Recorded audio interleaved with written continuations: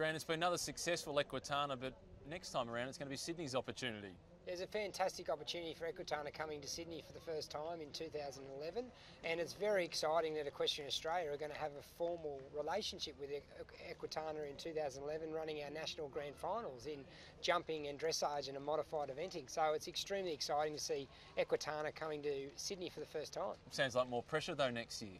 There'll be more pressure, but that's more opportunity as well. It's great for our riders too, because one of our strategic priorities as an organisation is to obviously build the profile with corporates, and what a great opportunity. You've seen massive crowds here over the weekend with Equitana to profile equestrian sport and as well as the Western sports in national and international television. Do you think there'll also be a bit of that rivalry between Melbourne and Sydney? Because it's been sold out this weekend in Melbourne.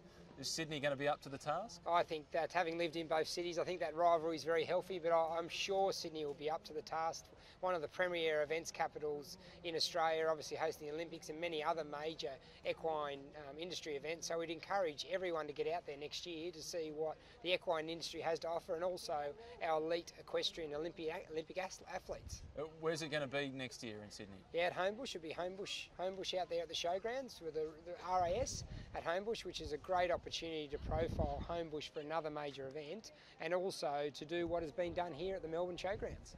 And how important do you think that is going to be for particularly the Australian horses and the Australian athletes in the lead up to London, to have that environment that was used for the Sydney Olympics? Couldn't ask for much more than that. I think it's important. It's a different venue to what was used for the Sydney Olympics, but I do think it's important for the horses and the riders, obviously, to get that high-profile competition, which we are very hopeful that the dressage and jumping events will provide our riders in the lead up to the Olympic Games. You must be pretty happy with how things are going in Melbourne and looking forward to Sydney. Extremely happy with the crowds and the amount of people that have come through our trade stands, and we're very much looking forward to Sydney next year. Bring on 2011.